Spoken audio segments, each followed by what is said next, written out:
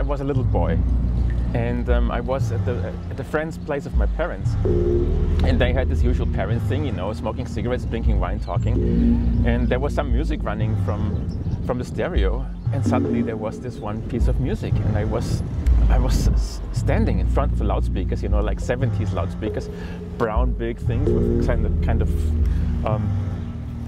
velour on front of it, like really 70s speakers. They were bigger than me, and I was just staring at those speakers and thought, what the fuck is this?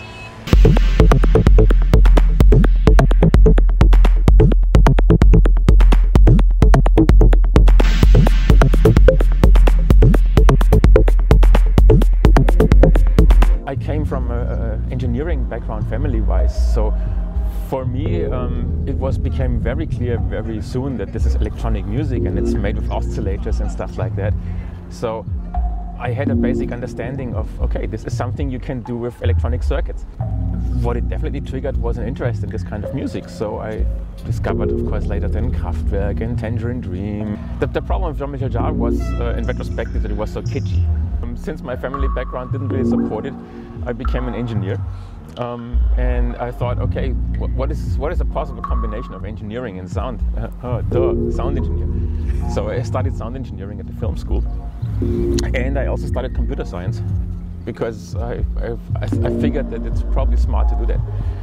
And before that, I played in a band, and I played keyboards in a band. You know what teenagers do. At some point, I just made music for films at the film school, and I started doing experimental music, and I got in touch with the Berlin techno scene in the early 90s, and things just happened.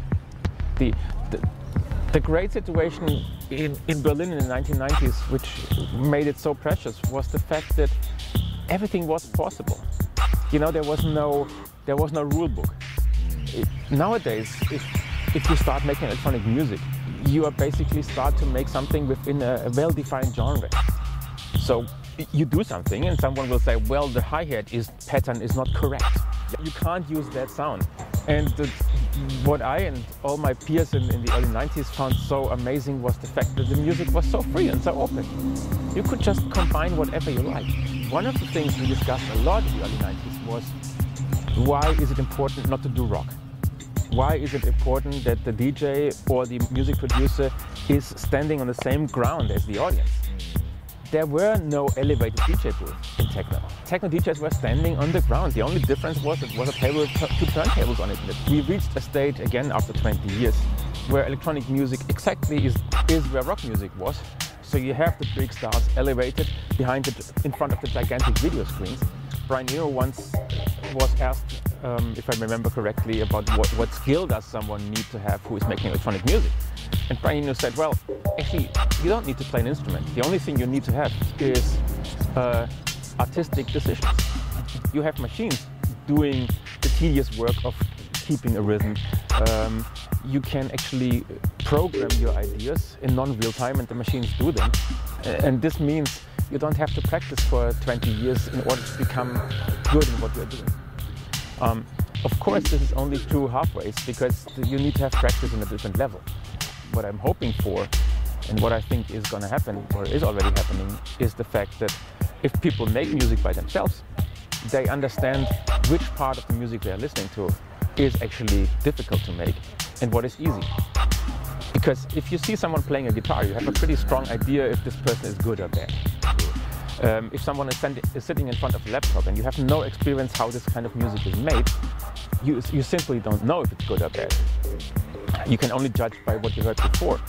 You cannot judge a live performance, because who knows, maybe the live performance is the result of spending 4 months non-stop in a studio for 1 hour, or live performance is completely created from scratch. Two very different things. As soon as you start doing this thing by yourself, you hear something and you know, oh yeah, I could do this too. Or you hear something and you think, huh? How is he doing this? For me personally, the live acts which I found most amazing in the past were those where I saw the equipment and it was all completely transparent to me. I find lasers interesting, and I find lasers interesting for the simple fact that it's a very limited medium, and I believe in limited media. In order to draw something with a laser, you have to mechanically move a single beam of light extremely fast, can only do simple things. And if you can only do simple things, then you have to be really good in what you're doing.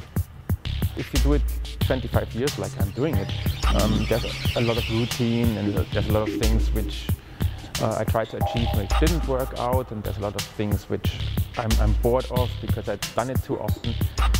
But then there's all these magic moments where suddenly something happens and I'm inspired. I'm inspired either because I did listen or watch something else from someone else, or I'm inspired because something happened with my own music in front of an audience, or I just got this fantastic idea.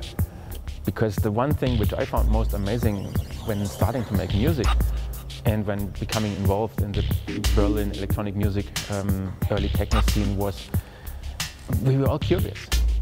Curiosity. I think that the most important factor for everyone in life is curiosity.